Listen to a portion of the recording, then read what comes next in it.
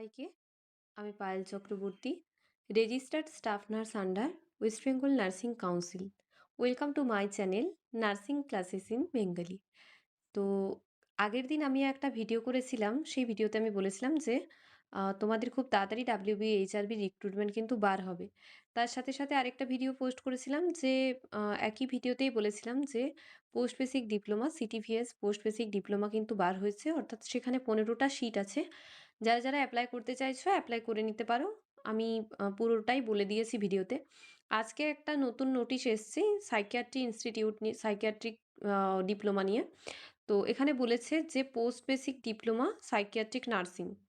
তো ডিউরেশন কতদিনের আছে? ডিউরেশন হচ্ছে 1 বছরের একটা ডিউরেশন, যেখানে সেপ্টেম্বর 2026 থেকে অগাস্ট মাসের 2027 পর্যন্ত কোর্সটা কন্টিনিউ হবে। এখানে দেখো মানে যে আছে, সিট সংখ্যা আছে সেটা কিন্তু 20টা।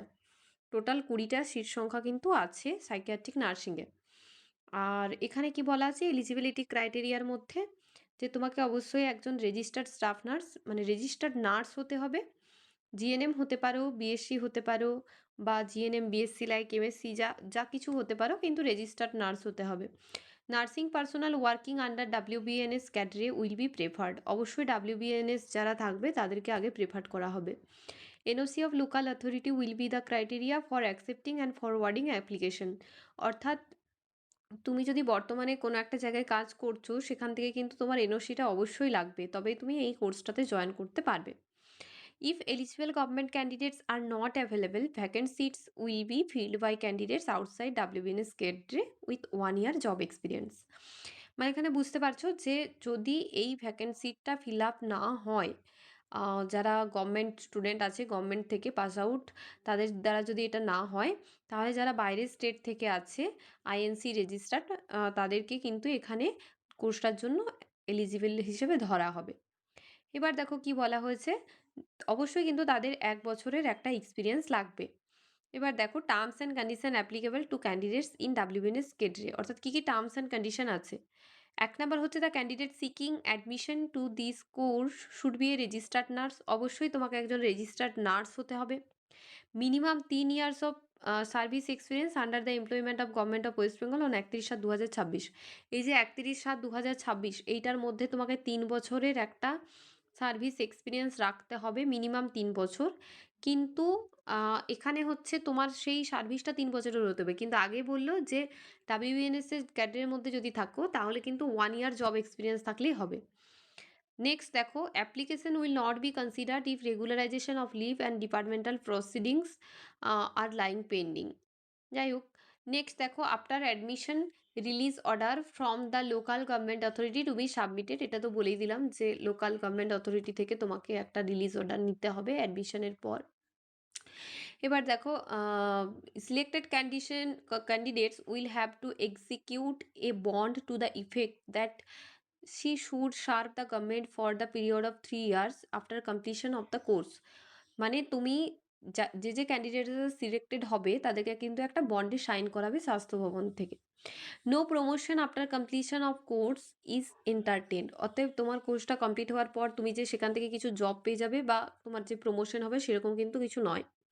The concerned staff will be posted at any psychiatric unit of government hospital, West Bengal, as and when required in the interest of public service।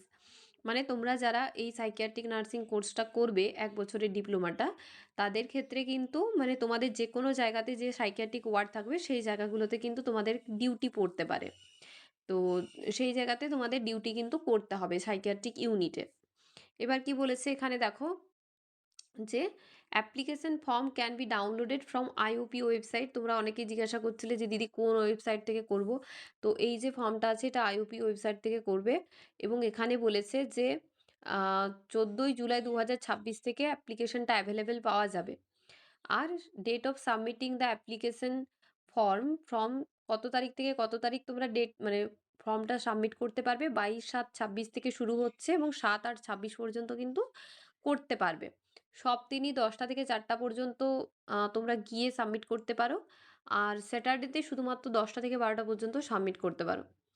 Scrutiny করার পর একটা এলিজিবল ক্যান্ডিডেটসের লিস্ট বার করা হবে, এবং তাদেরকে 12/8/2026 অর্থাৎ অগাস্ট মাসের 12 তারিখ নাগাদ কিন্তু ইন্টারভিউর জন্য ডাকা হবে। মানে ইন্টারভিউর জন্য পাবলিশ করা হবে নামগুলো। নেক্সট 17/8/26 কিন্তু ইন্টারভিউ নেওয়া হবে। ইন্টারভিউ নেওয়ার পর যতজন সিলেক্টেড ক্যান্ডিডেটস হবে মানে 20 জন, সেই সিলেক্টেড ক্যান্ডিডেটসকে নামগুলো 21/8/26 কিন্তু দেওয়া হবে। 21/8/26 নাম বেরোনোর পর নেক্সট যেটা হবে সেটা হচ্ছে অ্যাডমিশন ডেট। অ্যাডমিশন ডেট হচ্ছে 24/8/26 থেকে 31/8/26, অর্থাৎ এখানে 7 দিন অ্যাডমিশন ডেট আছে, 10টা থেকে 4টা পর্যন্ত। আর সেম স্যাটারডে হচ্ছে 10টা থেকে 12টা পর্যন্ত। আর date of commencement of the course 1/9/2026, মানে শুরু হয়ে যাচ্ছে কোর্সটা কিন্তু 1/9/2026 থেকে স্টার্টিং হয়ে যাচ্ছে, ক্লাস শুরু হয়ে যাবে। তো এই ছিল admission notification for diploma in psychiatric nursing.